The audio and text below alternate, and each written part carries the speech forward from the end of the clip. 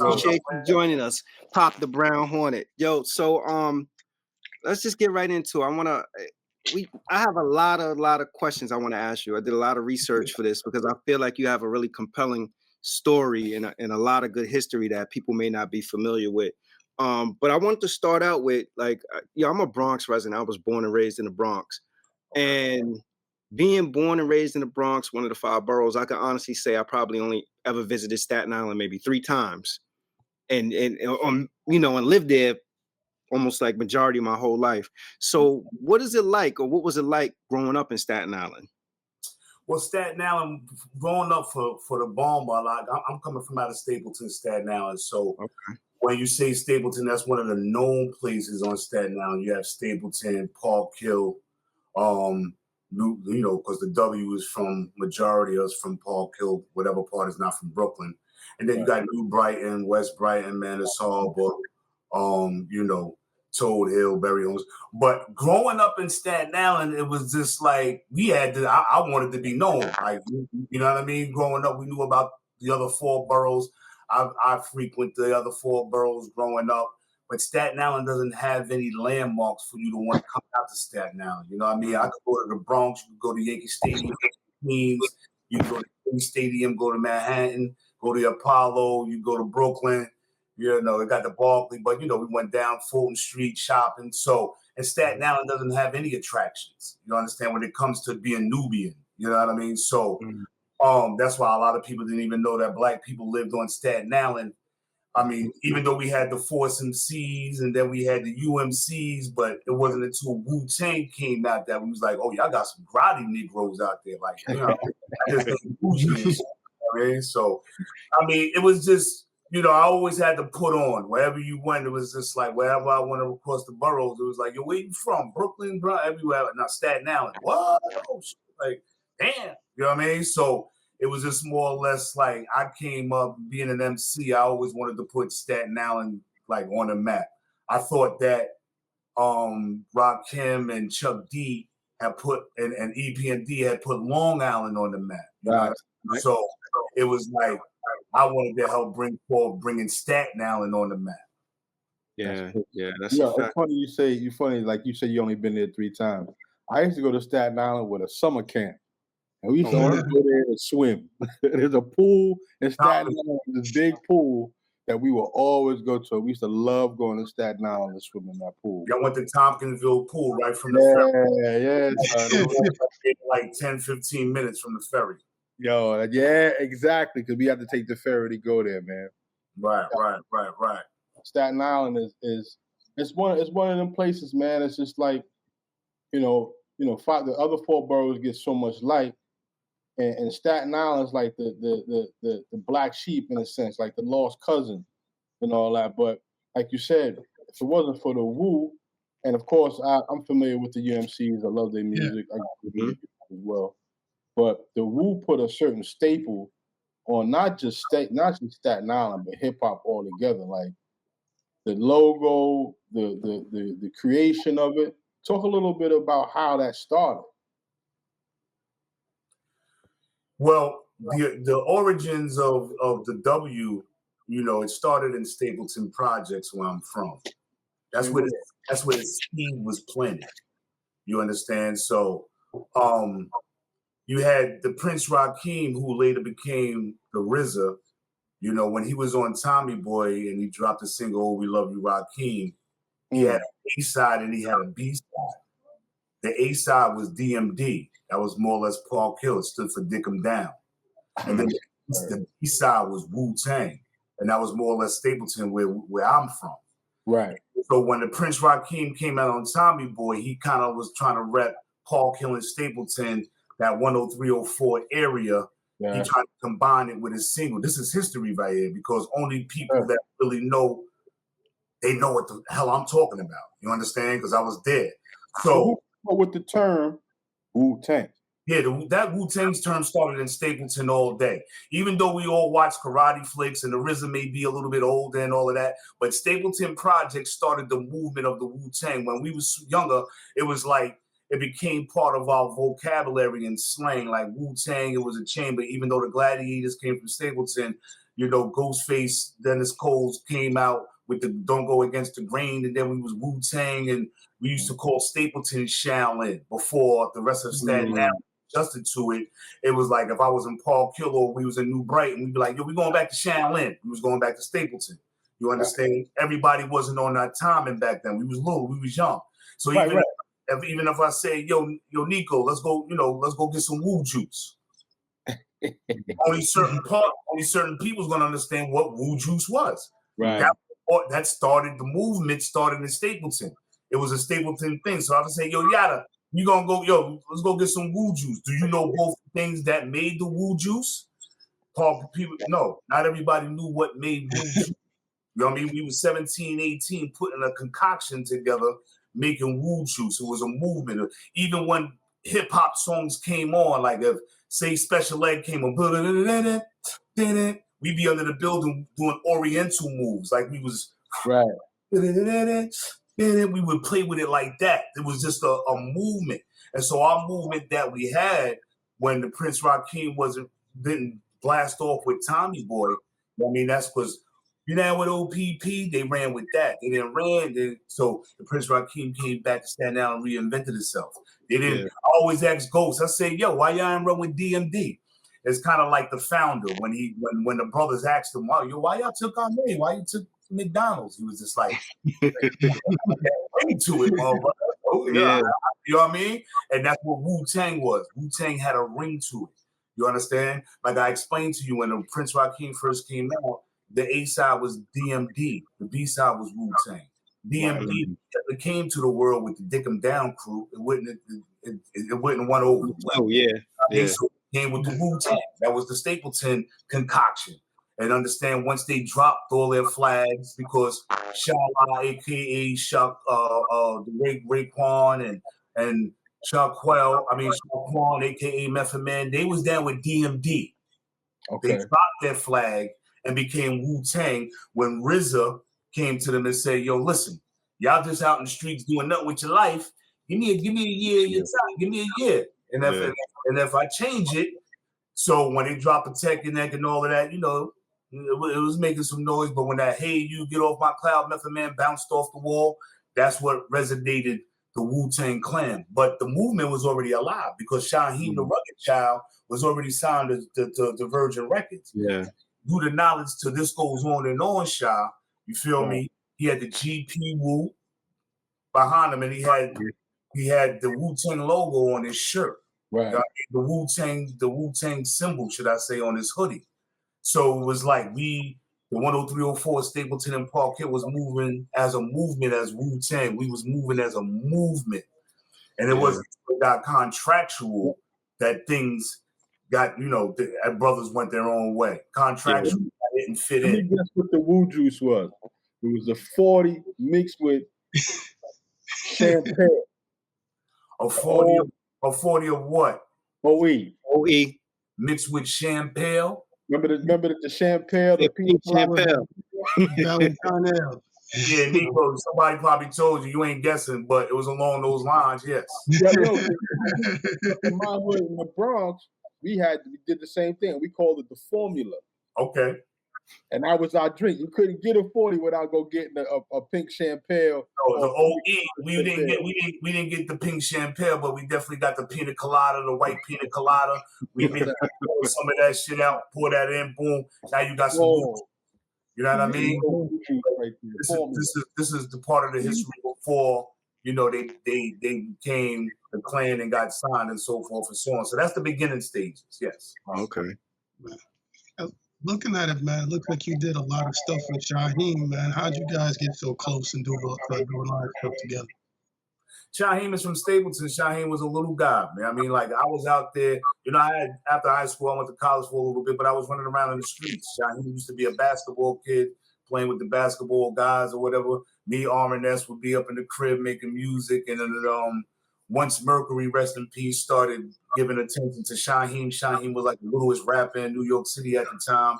And he was making a name and a buzz for himself. And then Guy Rute and his brother S, I think they had shopped Shaheem up to Virgin, and he signed. He was a baby, so he couldn't come out First, he had to go to courts and get the clearance, but R&S wound up getting a production deal, and Shaheem was, came underneath us. You know what I mean?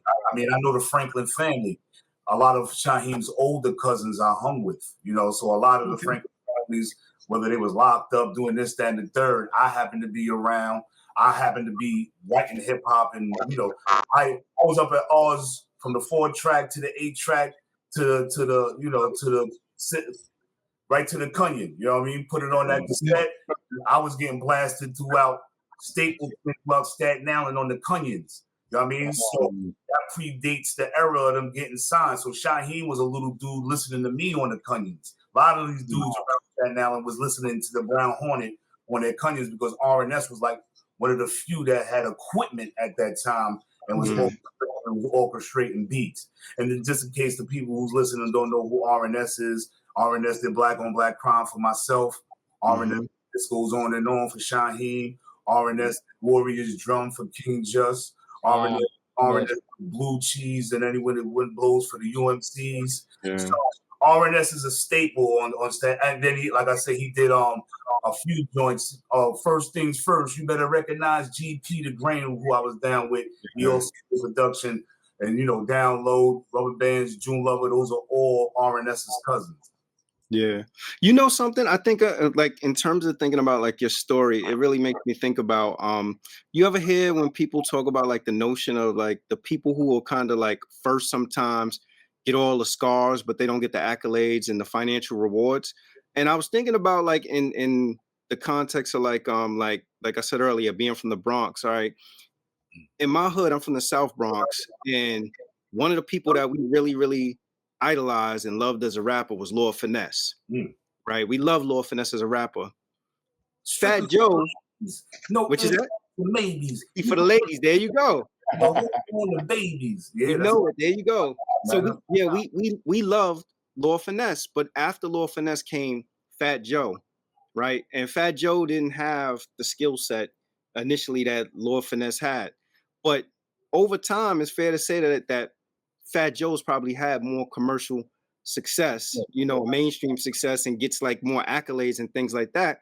But if there was no Lord Finesse, I don't think we would have got a Fat Joe.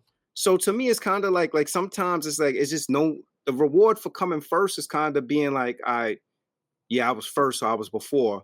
But there are dudes who come behind and kind of reap the benefits of the person who kind of opened for them, who created the environment. Like, what are your thoughts on that? Yeah, there's a couple of reasons for that, but there's a few reasons, and one of them when you deal with the entertainment business itself, the industry or whatever the case may be, during the Lord Finesse's 80s. You know what I mean? That's the golden era. That's the lyricist. That's the knowledge. Once the 90s came in and the corporate industry destroyed hip hop, they came with the crack rap and they came with the street gangsterism. That's the same time that Biden came with the 3-strike rule. That's the same time when Clinton and all of them and Giuliani was stop and frisk. You understand? So all of that was done by design. Those rappers that rhymed that probably didn't have it like that, the Norries, the Fat Joes wasn't lyrically, but they was doing what the agenda called for. They got pushed. You know what I mean? The lyricists, the KRS-Ones of and the Lord Finesses and all of those brothers, they got overlooked because they weren't pushing the agenda that the industry wanted to push at that time. So lyricism got, how the hell don't we have Brand Nubians? Like, how do you get rid of Public Enemy and give us a lot of the rhetoric that they gave us? I don't want to X-Clan, throw X-Clan in there too. We had X-Clan, we had the Jungle Brothers Tribe, we had the Native Tongues, all of that. Poor Righteous Teacher, the list goes on. And all of those, that type of hip hop was muffled because the industry deliberately put out gangsterism. They wanted to fill the jails, you know what I mean? So they had to find lyricists that was going to promote rhetoric and put it on a high volume, promote it every day, bring down our frequency and bring down all of that. That's what was being done at that time. Right. We could admit to it now. We living in 25, 26. Let's admit to that. That's what it was. You know what I mean? We're cleaning it up now. That's what brought along the drill rap and all of that, promoting drugs and all of this. Come on, man. I mean, the beats was live, the lyrics was put together, but at the end of the day, it was demonic hip hop. It was talking about shooting you up. I love Biggie to death, you know what I mean? But at the same time, like he said, you're nobody till somebody kills you. You know what I mean? And even though he took that hook from somebody else, it's like the timing that you was on was your demise. Right. How's Biggie going and LL still here? Because what you put out, what you spit out your mouth comes back to you 10 times fold. Power of the tongue, man. That's the power of the tongue for you right there, bro. Word. So I believe that, like you say, Lord Finesses of the world, lyricism of the world, it's coming back somewhat with the J. Coles and you got your Kendrick Lamar's, but it's not New York style. We need that New York flavor style to really come back. And you know, when the Rakims of the world, the Public Enemies, I'm a product of those kids. So when I come out and when I rhyme, like Chuck D said, I don't want to rhyme for the sake of riddling. I want to be food for thought. Yeah. So where did Pop the Brown Hornet line up with you? Like why that name, and you know, how does that correlate with your style? Yeah. So when I was a youngster and getting into my Nubianness and my, you know, my darkness or whatever the case may be, watching the Fat Albert. Yes, sir. You know, and then when the Fat Albert came on and they would watch the Brown Hornet, the Brown Hornet would give them a message. And by the time the Brown Hornet went off, you know, the light bulb went off in their head and was like, oh, we should do what the Brown Hornet kind of says. So I always took the Brown Hornet from the Fat Albert as a messenger. So I grabbed the Brown Hornet and, you know, I just wanted to be, especially, you know, as a young Brown Hornet attracted to me. I didn't want to be, you know, I wouldn't want to grab any other white superheroes and stuff like that. And I've been a Brown Hornet for a very long time. Yeah. You know, Pop was the name that was given to me from birth. So I've always been Pop.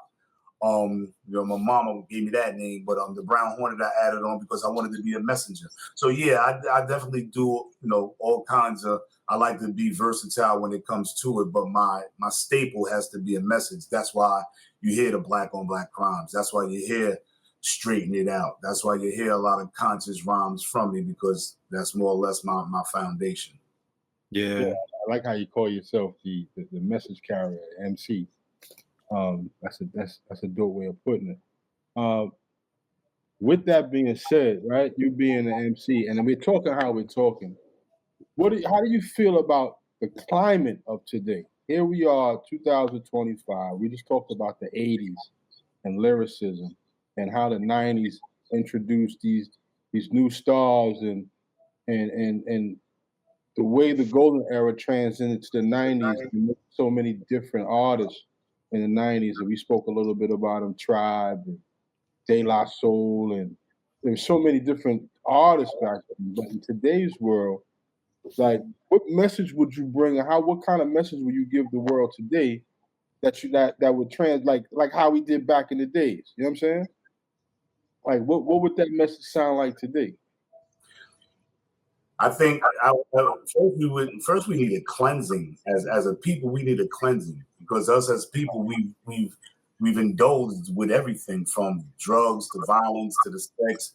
You look at the state of hip hop, from the drill music, murdering, you know, kids killing each other. You look at our females. We don't have any Lauryn Hill 3000s. We have a whole bunch of Little Kims and, you know, nothing but sex. And this is teaching our kids. I remember when I was a youngster, I looked up to artists. So if we have our youngsters looking up to these same artists, the Cardi B's of the world, you was married and less than like a year later, you're pregnant by somebody else and things of that nature.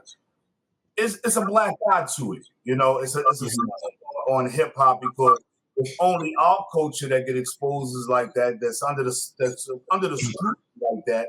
But at the same time, when you hold the title, you know, because hip hop is like the fentanyl of music. We blend with everything. You know what I mean? So when you're that powerful and that influential, you know, you also have to have some accountability. So I think the good things that came out recently when hip hop turned 50, they kind of brought all the, you know, the classical MCs and lyricists to the forefront. And you didn't really see too much killing, no much shootings, all of that. You know what I mean? So I think it opened the eyes to the masses that there is a platform for it. We have to bring it back as far as artists are concerned. I think we indulged and played around with the simplicity of it. You know, we had a lot of microwavable rap for the last 10, 20 years. Yeah.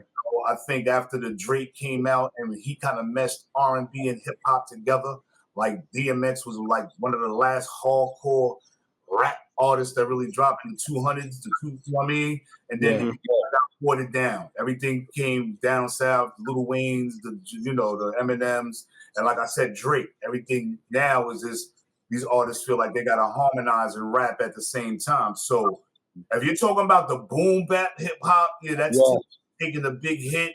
Yeah. This melody stuff that's going on, I gather,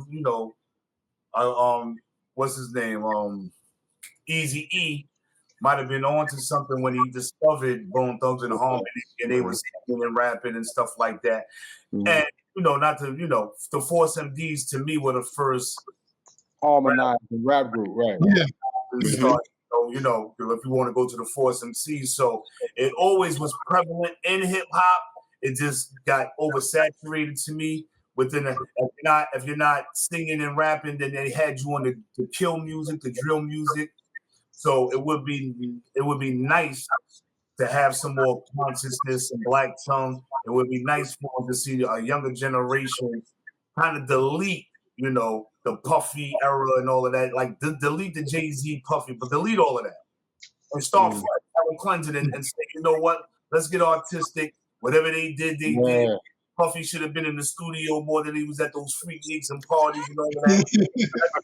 Let's be artists that's gonna focus on creativity more than we're gonna focus on the party and the getting high and the baby oil. Debauchery. Let's focus on that. So I would love for the next generation that's gonna come up. I want to see the next. I want to see the what was it? Hendrix, whoever's gonna be. What's my man that just passed away? What's my man that just the D'Angelo? Who's in? D'Angelo, yeah. I know we're talking hip hop, but I still want to see who's the next innovator. Who wants to be innovative? So, I don't mean to take. I ask this question. I always ask this question. How important? And I don't know why we don't use it. How important is the imagination? I mean, that's key. You know what I mean? Before you do anything, you have to think it first. You know what I mean? So, imagination. I've come to realize that everybody's imagination isn't. Everybody's not artistic like that. Right. And I realized that. You want some more out of certain artists, but some people just don't have it. Some people have people writing their rhymes for them. Some people. Right. Some people hide behind the numbers. They're part of a group because they could never write a whole song together. Right. I think a lot of people have lost touch with themselves to know that things like what we're talking about come from an imagination. So the artistry of it, I started writing out 3 verses. I was never one that was part of a group and only had to be responsible for 16. Somebody think of that's the title. All right, I gotta write a 16. Nah, the creativity. Activity of writing a whole song.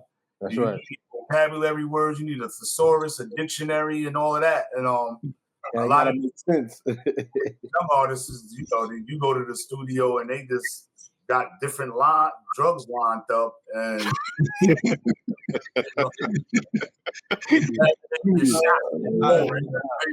it's gone. You know what I noticed? I noticed it seems like to me like the people overseas and stuff seem to have a more greater pulse on what hip hop is and what rap is, and they seem to be more in tune with what it is. Why do you think that is? Why do you think that overseas they seem to understand it a little more than the people here? Sometimes, Americans aren't that bright. It's like, we're so into us and we're so. And then just the temperature that's promoted out here. I mean, we got the right to bear arms out here. We don't have the right to bear arms everywhere like we do out here. You know what I mean? Right. So to want to kill each other and all of that is, it's prevalent around the world. But you get a lot of love. A lot of people are intellectual. A lot of people are using their brain. A lot of people from different places are using their brain way more than. When you go to China, Japan, you go to Germany, a lot of these dudes using their brain. So the music that they want to listen to is the golden era when it was some substance. A lot of this rhetoric that we're listening to and pushing out there now, they want to deal with back in the days because it does nothing for them. It doesn't move them. That's not what I want to say. That's like a lifestyle. You know, when you go to the West Coast, I know the Bloods and the Crips, it's a lifestyle. Us and our drugs and our shooting and popping the guns, it's a lifestyle out here in America. It's not so much when you go to Canada. You go across that border and, you know, talking violent. I mean, they beat me, bonjour. It's just nice. Certain people, you know, they meet and greet you differently and they respect you. And it didn't just start with hip hop because I remember, you know, Nina Simone was always saying that, you know, I wasn't appreciated in the States. And as soon as I landed in Europe, you know, I was a queen out there. You know what I mean? So they always appreciate the American artists. We're authentic, especially if you're real and you're spitting the truth. I think they want to, you know, I think they identify with that, and those are the artists who they really feel the most. Right. You know, thinking of, we were talking about like sort of the older pioneers and the people that we really appreciate in hip hop and the messaging and things like that and how it shifted. And I was thinking about even like with you guys' experience. So, you know, as a group, you guys signed to MCA, right? Did you have, based on working with having a Daddy O and a Hank Shockley involved, did you have higher expectations for them? Definitely. I definitely had higher expectations. You know, both of them, you know, one being down with the Hit Squad, I think, right, Hank, and then, you know, Daddy O was down with Stetson Sonic. So I looked at them as being hip hop pioneers, and that, you know, felt like they would be the individuals that could guide a promising group to the threshold. You know, I mean, I know sometimes things don't just blast off the way you want it to be, but in hindsight, looking back, and I could be honest with you, Hank Shockley, it was really involved with RZA at the time, you know, and the GZA was signed to Geffen, which they kind of shared the same building, Universal, Geffen, all of these. So at the time that MCA had signed GP as a group, because, you know, we was kind of like GP Woo early. We wanted to be GP the Grain. We never really wanted to be GP Woo. But Hank Shockley threw that stigma on us, and I know that came from him dealing with the RZA. The RZA at that time really wanted to stick his fangs in anything that came from out of Staten Island, and I was kind of really reluctant on him doing so. I felt like we had R&S, and I felt like we had ourselves, that we didn't need to go outside and get outside production. It was like kind of like saying Cash Money was going to go to Master P for a beat. That didn't happen. They stayed separate. So I kind of had that same mentality back then. Like, we didn't need him, you know what I mean? But Hank Shockley was big on that because, you know, a couple years prior, you know, Method Man and Mary had won the Grammy, and, you know, that's like, you know, Hank was behind that and RZA was behind that. So I kind of was heavily reluctant on it. I didn't really want anything from RZA. I really wanted to make our own staple and make our own stance on it. And I think maybe that's why I kind of went sour with Hank Shockley, and, you know, Daddy O was kind of underneath Hank Shockley at the time. But yeah, I thought that we would be able to have more freedom of being independent, and I didn't think he would want to latch on to something that was already established, and that's what he wanted to do. And so it kind of like shot us in the foot, because in all actuality, we wanted to come out as GP the Grain. We never wanted to come out as GP Woo. Yeah. You know, it's almost like sort of like a monopoly was formed in Staten Island, right? So, but it's a weird kind of monopoly in a sense of, okay, you got to sign with us, you know, and this is, you could correct me if I'm wrong, but this is how I'm imagining it was. Like, you got to sign with us, right? Meaning you got to sign with RZA, whatever the productions are, you got to sign with us. If you don't sign with us and you go to another label, when you get to the other label, on the other end of it, the side with the monopoly is the executives are like, well, everything that's coming out of Staten Island right now is hot. You need to sound like these guys, or you need to do whatever like this guy, or we need to figure out, like, how do we hitch our marketing to whatever these guys got going on. So how do you escape that as an artist from Staten Island with your own sound? If you got, you're put in a position where, all right, I got to sign with you, but if I elect not to sign with you, I go somewhere else, and they're going to try to force me to sound like you or become, how you call it, become some sort of subsidiary of you or join up with you for the sake of trying to sell records. Yeah, unfortunately, that's why we have the term that they use very frequently as far as people being Wu-Tang affiliates. And I have to shoot them down real quick when it comes to that nonsense. I'm not affiliated to any of those guys. I've never been on the road with Wu-Tang. I've never harmonized. Yeah, I did a couple of songs with Method Man, but nothing that really reached the public. But and we've all known each other way back since high school and junior high school days. So what happened behind the scenes before the Klan really blew up is like I got on the phone with RZA, courtesy of Ghost at the time, and because Ghost and Old Dirty when he was alive, it was this A-Song at the time. And we was having a conversation, and I was telling him, I was telling A-Song, yeah, that Wu shit started here. And so he was like, yo, you should be down with the Klan and this, that, and the third. And I was like, yes, let me get featured. And he was like, nah, no features. You have to sign. And so Ghost was like, yo, just sign. And I got on the phone with RZA, and he was just like, yo, you're only going to get 5% of your publishing. And when he told me that, I was just like, nah, I ain't with that. And right from that moment on, it kind of like Shy. He said Shy was like, well, if you ain't going to sign with us, we're going to sabotage you. And that's kind of like what's happened ever since. So sometimes you'll hear, like, even on the 36 Chambers, they shouted out, up from the 36 Chambers, up Pop Da Brown Hornet. And that kind of hurt me more than anything because people will be like, well, we heard RZA shout you out. Yeah, but I was on Shaheed's album before he even shouted me out. So don't think like RZA put me RZA put me out there. No, RZA just shouted my name because like I just told you, I'm the prequel to the Klan. I pre-existed before the Klan, and he knows that. I'm born on Staten Island. I didn't move to Shaolin Land. Shaolin is just a fictitious name used to cover up what Staten Island is. The real Staten Islanders haven't got on and represent in hip hop. It's been Shaolin, a fictitious name, and when you look at the Wu-Tang Clan, 70s to 60% of them are from Brooklyn. They're not from Staten Island. Yeah. So y'all ain't really been rocking the Staten Island at all. I've been keep rocking because I was there in the beginning. He froze up. I want to put out music because I date back that far. And I can say I came out before the Klan and I'm still rocking, as the Klan, I'm still putting out music. It never deterred me. I don't make music. I don't make money from hip hop. I ain't paid my bills. I work 731. I was a construction worker. I just recently resigned from doing that. And when I resigned, I was more or less saying, let me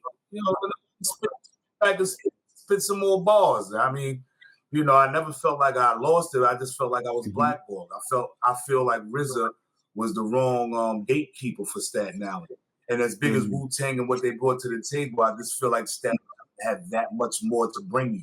Y'all never got to see the King Just flourish. You didn't see the Now Born Clip flourish. You never seen the Ruthless Bastards flourish. You didn't see Brown Hornet flourish. We got stagnated. We didn't see GP The Grain flourish. We got stagnated, stalemated, from the RZA. Yeah, and that's lazy. That's really lazy marketing and lazy promotion on a record label's part, also, to just be like, "Yo, we just going to hitch your wagon to this because this is hot," kind of thing. Yeah, I was saying, I don't think that specifically only happened in Staten Island. Like, I think that happened with Queens too. Like, I think Nas got hot, Mobb Deep came behind him, and then before you know it, everybody was like, "Ah, you from Queens? I need you to sound like this artist. I need you to sound like that artist. I need you to sound like." I beg to differ. I beg to differ. Queens. I mean, at the end of the day, Queens got more artists repping out of that borough right there. Really runs hip hop when it comes to New York. So I mean, when you got the Noris of the world, and you got to remember they're not all from the same part of Queens. So from Nori to vibe with Nas, and then you got the Tribe Called Quest, you got 50, you got LL. You got the Lost Boys. I mean, listen, man. And you know what? I've been to venues where you'll see Queens artists, and from the Royal Flushes to the Nas's, they show each other love. They show each other love. You know what I mean? that's been non-existent in Staten Island. Yeah, It's been non-existent. I'm not It's talking been about. one-dimensional. Yeah, I'm not talking about from an interpersonal relationship standpoint, like with whatever the politics that like the hood politics got going on. I'm talking about lazy marketing promotion from record labels that be like, all right, well, who else is in Queensbridge that sounds like Nas that I want to sign? Let me go there and try to pull these people out. Because Queensbridge at one point, between Queensbridge and Staten Island, was sort of like the minor leagues where I felt like they were trying to pluck a lot of people and a lot of artists that could have flourished and probably did more may have gotten pigeonholed into you have to sound like, or we want you to sound like this person, or we want to market you like this person, instead of allowing a lot of artists with talent to actually establish themselves based on their own identity. Like there's no reason to me, like even if with you guys, your first project or whatever, why did they need to even try to slap that label on you or whatever, rather than recognizing the talent that you had? And you have a Daddy O and you have a Hank Shock Lee from the Bomb Squad. Why wouldn't that be a thing where you like, you know what, we can actually develop, cultivate, and actually promote this group or whatever, instead of leading with, hey, they're from Staten Island. Instead of them leading with, hey, they're from Staten Island, why couldn't between a Daddy O from Stetson Sonic and a Hank Shock Lee from the Bomb Squad, why couldn't they actually promote and produce and develop you guys on the strength of that, rather than trying to attempt to tie it to the clan? Right. Yeah, what I was saying is that I really think I wasn't talking about like the interpersonal relationship part of it, where like, you know, like you have a certain person that's particularly like a gatekeeper for the hood or for a borough or whatever. What I was saying is that it's lazy marketing and promotion from a label rather than to actually promote an artist or market an artist rooted based on their talent, and to just say like, oh, this person is from the same neighborhood as such and such. So, you know, this person is, you know, with they from Compton too. You know, Dre from Compton, they from Compton too. I Kendrick from kind Compton. of grasp what you're saying now. So you're Yeah. saying maybe the major label found it easy. Yeah, they wanted they were lazy. They didn't want to actually put the time, effort, and energy into promoting the talent, and just wanted to kind of hitch what you had going on to what they had going on. And that's, you know, that's really unfair. To me, what makes it in particular even more lazy is because the people that were involved, and I go back to it, like Daddy O is somebody who's respected, you know, in hip hop history. And again, Hank Shock Lee from the Bomb Squad. These are dudes that's respected people. This ain't, you know, other folks. These are supposedly our folks that would take an approach like this. Damn, Shy. I feel your passion, Shy. Like you did your homework. Not a word. I'm like, yo, is this motherfucker my little brother that got reincarnated? But I know that, like, no, for real. Like, why? I felt like I should have got more from out of those brothers. You know what I mean? I felt so disrespected because when I came out with Black on Black Crime, and even the stories, even the lies they sold me when we signed the MCA. You got to remember, when I signed the MCA, Mary J was there, Casey and JoJo. They was like, yo, we're gonna get you harmonizing with this one and that one, and so forth and so on. But like you said, what they did was say, yo, they took the Wu, they tried to merge the promotions together instead of taking the time out to say, yo, we have an authentic group here that we can mesh. We can take these dudes and maybe they could be just as big as the Wu, if not better, if we put what we know into them and what they're bringing to the table. Them coming from Staten Island, we got our hands on something right here. Just like Loud Records has their hands on something with the Clan, MC has their hands on something with GP. Let's group these brothers and let's make these dudes phenomenal. You know, I mean, you was part of a group. You're dealing with a group now. You know, I mean, just like you had those power groups that had to believe when Cash Money came out, you know, whoever signed them, they believed in them. They said, yo, here, baby, here's 25 mil. Make it happen. We didn't get that opportunity. They wanted to baby us, pacify us, and like you said, latch us onto a movement that was already in effect when make you an affiliate. We stood out on our own. Yeah, he wanted to make you an affiliate. Yeah, they want to make us an affiliate. I'm not nobody's affiliate. I know those dudes. Like I'm never ever going to be in a Wu-Tang Clan affiliate, and I'm happy that they're successful. They're one of the best rap groups in the world. But I'm my own G guy. Like You got this exactly. down the block. I got this shit up the block. You know what I mean? Like Exactly. we not the same. I rhyme different. I represent something different. The Brown Hornet. I kind of clash with the Klan anyway because what they promote and what I promote really is two different temperatures, and that's why it should have been promoted like that. Because when I came out with Black on Black Crime, I set a temperature that you was dealing with Chuck D. You know what I mean? You got another one that's coming, but I know that the industry intentionally got rid of the Brown Hornets of the world, and they wanted to promote the rhetoric. I understand that. That's why. In 25, 26, after industry, like DMX said, I'm not an industry artist. I'm an artist that's in the industry. And I know they ain't going to promote me because I'm for the people. I really want to see my people do better, but they rather promote, their agenda. Right. That's why you get it. That's why you make a song promoting 40s for that purpose. Yeah, that's why they make people making records promoting 40s. Go ahead, Yada. Well, what they do is with them is they got the flip side of that too. If you're not going to join up with them, then they'll try to hold you back. Now you're getting strapped up. You on the shelf, all this red tape and all the rest of this stuff because you're not conforming with the agenda they want to put out. So if you're not with it, then you still live, but they not really with you. Mm-hmm. So now you working through all types of trials and tribulations and stuff. Like I was listening to an interview you had, and I thought it was kind of insightful that you were able to get 100% of your publishing. And you got to tell me how that happened. That I got 100% of my publishing. You said? Yeah. Well, I don't really remember the interview like that. I think it was you said from MCA you was able to get 100%. But only people that got publishing is if the producer had a sample on it. Yeah, I mean back then we was like, oh yeah. I remember when we was registering our songs, when and I could look at my songs now. I get my publishing or whatever the case may be. Mm-hmm. I know when you sign to the labels, maybe they take percentages of or whatever you sign. I didn't really see a lot of that when I look at my catalog.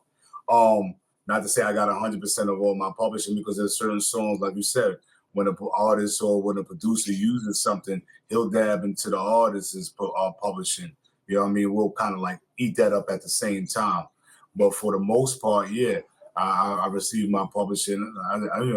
I signed it in like that when I was doing my solo album, The Underground Emperor. A lot of my catalog, I registered it as I got 100%.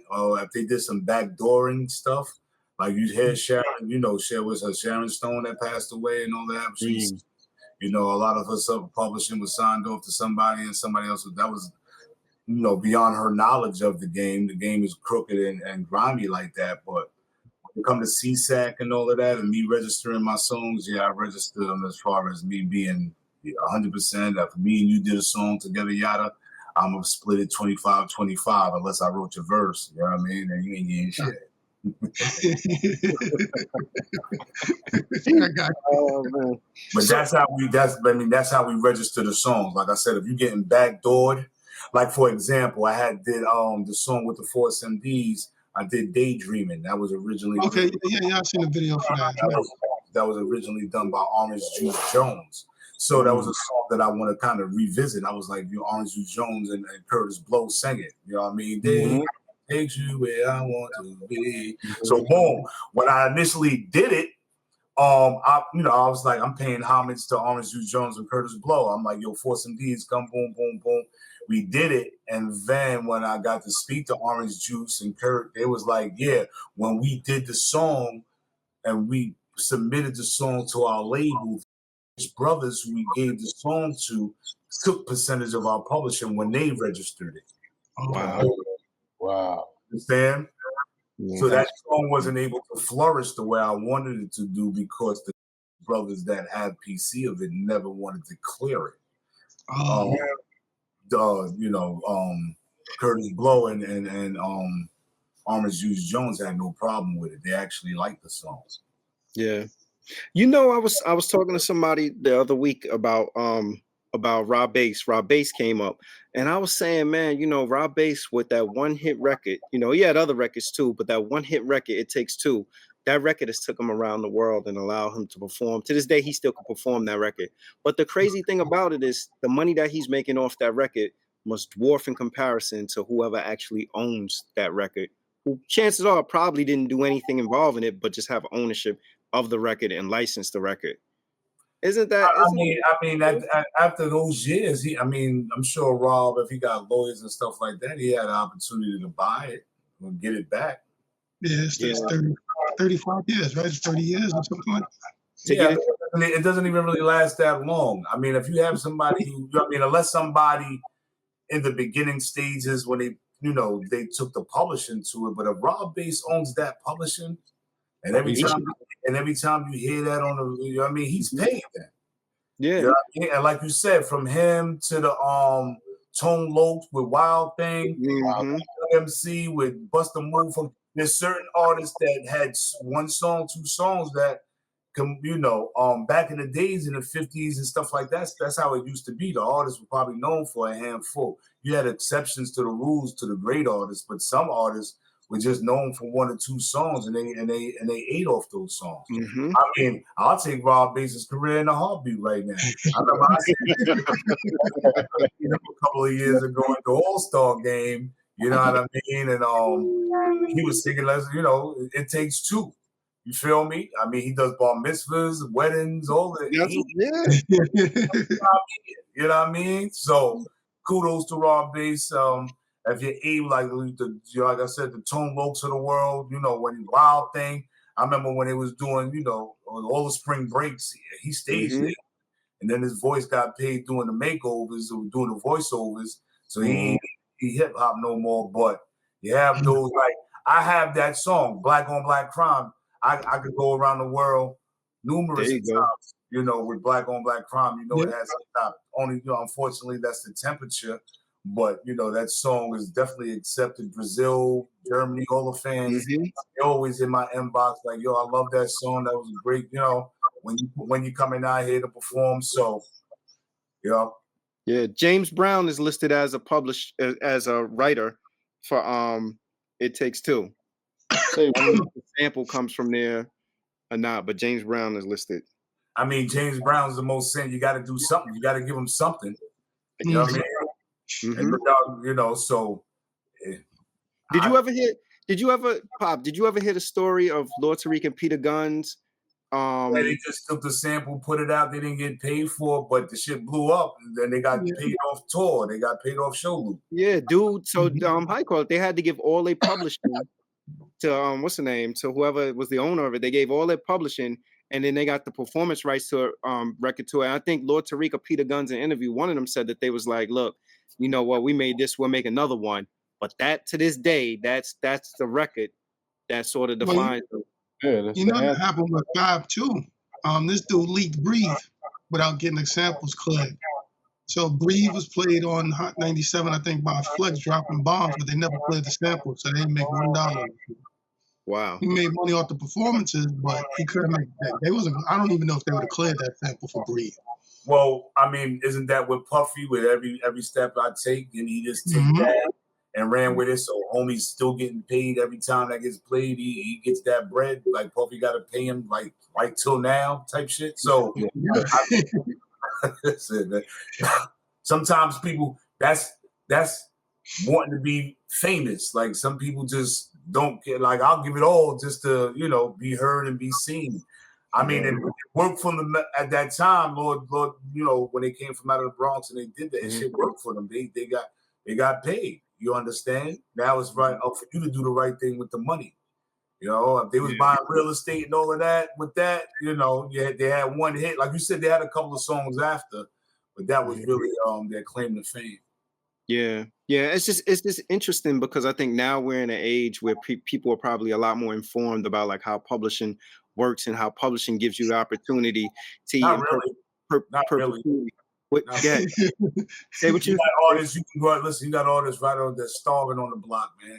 You could. I mean, if I had Sitting Pretty, I could go probably sign about 5 artists right now to a publishing deal. Well, they signed. I can give them peanuts, and I can take over the world just like Puffy did. Like I mean, there's a lot of people that don't know anything about the music business. That's disheartening. That's disheartening because we've been hearing the same story of people getting robbed for years and years. We had Master Ace on the podcast, and Master Ace said that he's never saw a royalty check. Master Ace has never saw a royalty check. We had OC on the show, and OC told us about a publishing deal that he got. That was a pretty nice piece of change. But it ceases to amaze me how in this day and age people don't know anything about publishing, but everybody knows how to upload a project through DistroKid, right? Yeah. Well, you know what I mean, the record music business is shady, right? They told you that, but it's like it's the music business, but it should be the business of music. But people aren't taking time to do the business first. It's the music, and they let somebody else worry about the business. And that's why you didn't really hear me on a lot of people come to me, let's do a song together, let's do that. I was like, well, all right, so once we do it, I'm going to use CSAC, who you register anyway. Oh, what are you talking about? Because you ain't not registering songs after we do it, and then I'm not even showing up in the studio. You know what I mean? I could actually, these artists, I could actually go in the studio with them and register it and probably take all the publishing. They wouldn't even know because they didn't even they're not going to register it. By the time they find out, it'll be later. Like, they just took all the publishing. It was my song because you didn't even know how to register it. Like, you know what I mean? Yeah. Like, you know, I'm not a gatekeeper like that. I always tell somebody, like, you ASCAP, CSAC, or BMI, which one you're going to use. You know what I mean? And once you register, this is how you break these songs down. Like, I'll give information to a lot of artists, but you'll be surprised of the artists that I give it to, and a lot of people don't register their songs. They haven't been taught how to do that. I've been thankful because I got on through MCA. I seen Shaheem with Virgin. So when I got on, you know, and I was dealing with CSAC, you know, I was registering my songs right off the rip. So I knew what to do. I was taught how to do that. But there's a lot of artists that are just, you know, making beats in the basement and putting it up on, so, you know, and now they're on. There's no artist development, there's no tutelage, of any of that, you know. And if they're not reading it, you know, you want to hide something, put it in the book. They're not reading books. That's like dinosaur to them. And somebody is like, yo, this song is dope. I'm gonna give you $200 right now. Don't worry about it. I'll take care of the paperwork. Here's your $200. They gonna take it. Oh man. Like, yeah, they want to kill you like 5 years later, like, you know, but it's too, you know how many people that's been done to? Yeah, I know, I can imagine. You know how many people that has been done to? Yo, I could. That's what I was saying earlier. Like, could you imagine the heartbreak of like somebody that, you know, you sitting at home, you know, you've done your better years are behind you in terms of your music making, and on TV, you know, a new show comes on and you're running your song up. You're like, yo, oh man, yo, my. They make me want to go get a bag of crack, dust, fentanyl. Yo, you like it. The check should be coming any day. The check should be coming any day, and then you get in contact with the old original record label or whatever. Your little sister hitting you on the shoulder, like, yo, I remember you wrote that. Yo, you ain't from that. Like, man, I'm about to get a crazy. You be like, yo, I'm about to get a crazy check. Next thing you know, you call up the label or whatever. They be like, nah, you know, actually is the owner. This one right here, whatever, you know, and we based on the thing, we just sent out the check for $600K. Yeah, because it's, you know, and he signed off on the licensing for the other feature film with it. You be sick, like, oh man. I mean, that's what happened, right? That's what happened. You see what the Disney and the people made up that, remember, the melody and all of that. The whole family got robbed for the melody for eons, for years. Everybody else was eating it off it, except the person who made the melody. That's what this business is about. It's about crime. And the grimy you are, it seems like you get more kudos for that. Like, oh, you pulled that off? Oh, oh, you pulled that off. Yeah. It could be done. You know, you got to be, it's like I said, and that's why we need to be cleansed. We need the industry needs to be flushed, especially a lot of the way of thinking you know, just victimizing artists and things of that nature. If that's the case, you might as well be an artist and come out yourself. I have more fun just making a song, registering it, putting it up there, putting it out, and let it circulate like that. You know what I mean? Because I believe that the real fans like yourselves, y'all want to see, you root for the underdog. You want to see, you want to see like, yo, get your motherfucking just due. There's real individuals that want to see real individuals getting this because might have been slaves or they might have got a shitty end of the stick. But like I said, I'm gonna keep fighting. I gotta tell people when I make music, and it's not really to get big in the States. I know hip hop, like you said, is big around the world. I could get on the tour and don't even have to touch ground in the States, and I could go make some money and have fun in other places. So that's really my goal, just to go abroad and go where they say go where you love, not where you're tolerated. How about that? Yo, what's that? Yeah. Now it's ironic when we talk about soldier, right? Because somebody was telling me that's what they did in the military as well. But that was one of the things back in the 90s when I was in the street. You know, we had different callings in our projects in Stapleton. One of them was Zoo. So that's how you got Zooty. We used to go Zooty because back in Stapleton, Stapleton is known for smoking a lot of dust. Yeah, it was getting the Red Devil. It was Zooty. So you get that Zooty bang. So you say hypothetically, if you came to Stapleton and who got the dust? I mean, you go Zooty, and whoever they'll Zooty back, and then be like, yo, follow the Zooty, and you'll go get it. So, but at my building, that was one of the, you know what I mean? If somebody was under duress or, the building was under, we give out the call. So now we more mature, and now the soldiers, like I said, it was like I'm God's soldier. I'm here to help refine what I've helped destroy. You know what I mean? We was out there doing dumbness. So now I'm God's soldier. I'm here to spit the right message to the people that's out there, to the masses. Yeah, that's admirable. Who produced? And Badoop is a calling to all the soldiers around the globe who's rocking with the Brown Hornet, all my Brown Hornet maniacs out there. You go and you know what I mean? I'll appear, Who produced that? That beat is crazy. Who produced that? Produced what Mike Diesel. And this is a true story. Shout out to my man Ken Miles. Ken Miles is an individual who I met through my man Yusef. Ken Miles really had the beat that Mike Diesel put. And so when Ken Miles came to me, he was like, "Yo, Brown Hornet, nice to meet you. Y'all got this beat. My man made the name of it is Soldier. You think you could write a verse to it?" So I was like, "Yeah, all right, cool." So I grabbed the beat and I just fell into the beat. I wound up writing 2 verses. And then when I gave it back to Ken, he was like, "Yo, like you ain't leave no room for me on there." Like he was like pushed it to the side.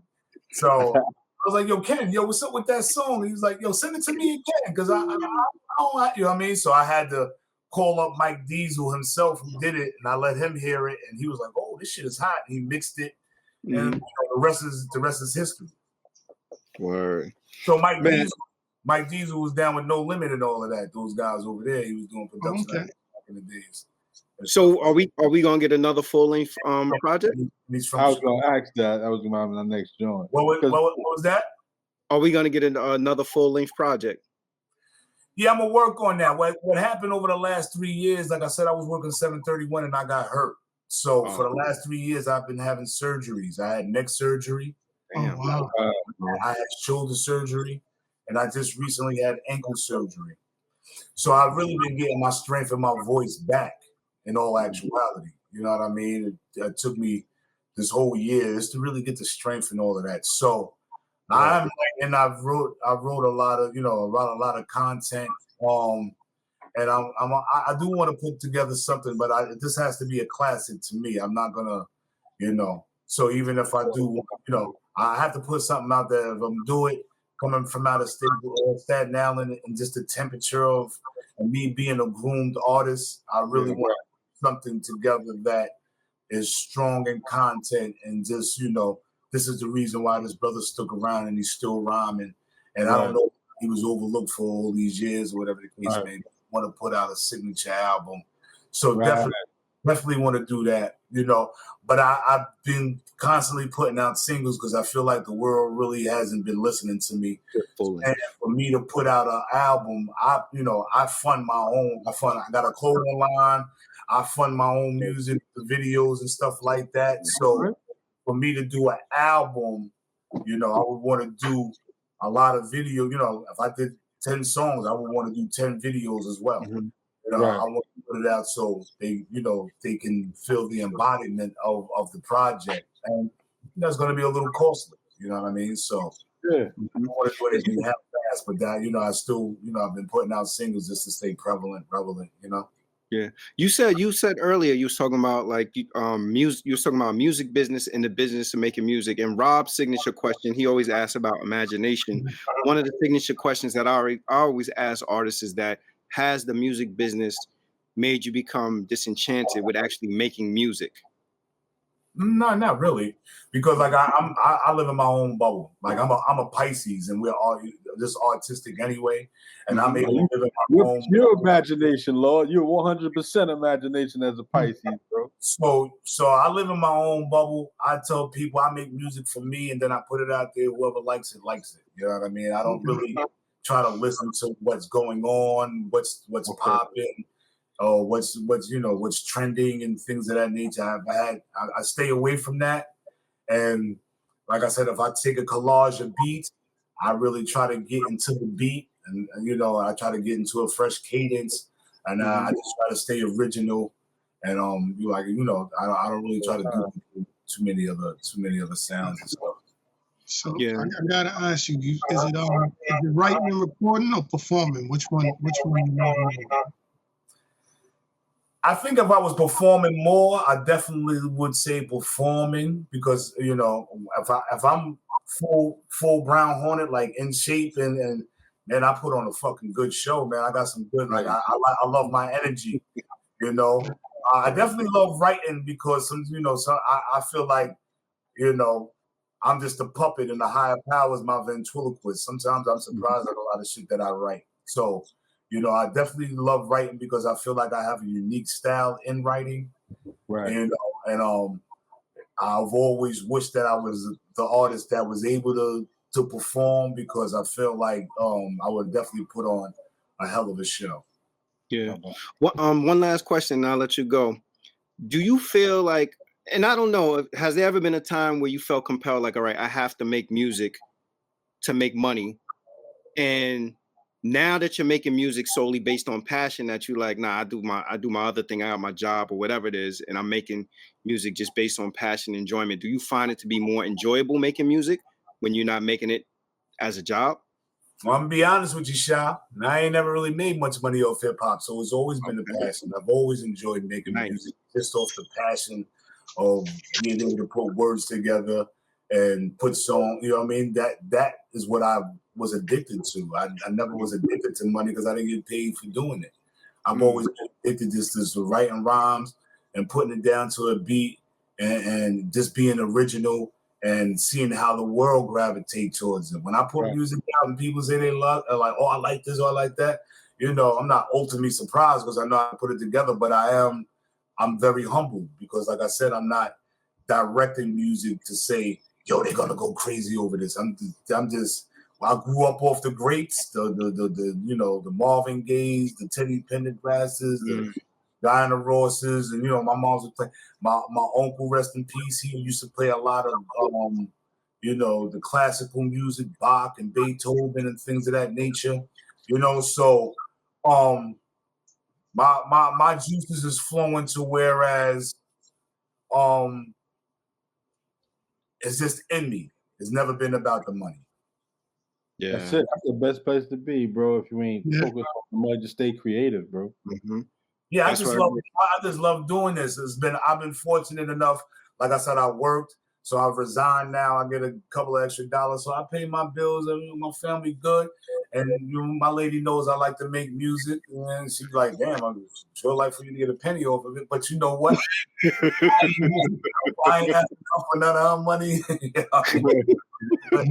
I'm doing this on my own, and like I said, hopefully enough will have the hip hop gods open up for me one day and allow me to be on the road, making some revenue back to what I put into it. But if that was to never happen, I'd still be happy to my contribution to hip hop. That's dope. That's Yeah. And the fact that you kept your integrity, bro, and you stayed true to you. You know, you can't put a dollar sign on that either.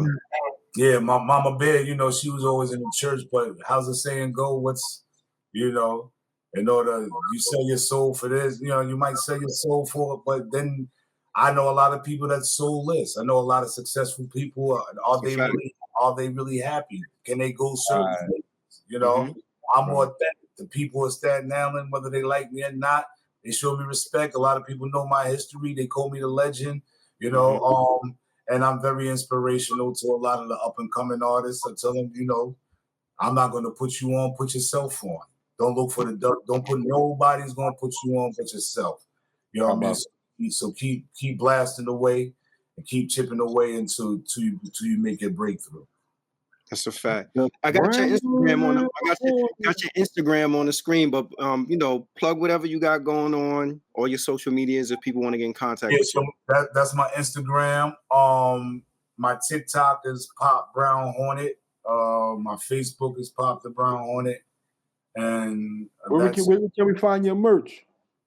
My merch, I'm working on my website. I am on Shopify, but I'm I'm redoing it up or whatever the case may be. So hopefully, I get to make another joint, get back on there and just spread the word. But this is one of the hoodies I have on. I keep breaking up, but it's Staten Fly. That's the F. I got the bomber jet on there because I call myself the Brown Bomber. So that's one of the pieces. I have a few other pieces, some hats and stuff coming through. So hopefully, within the next year, the website will be up there before that. But I plan to, be solidified. So the next time I come up here, I can just name what it is. I like that. I like that you said that, Lord. I like that you said that. Appreciate you, bro. Definitely.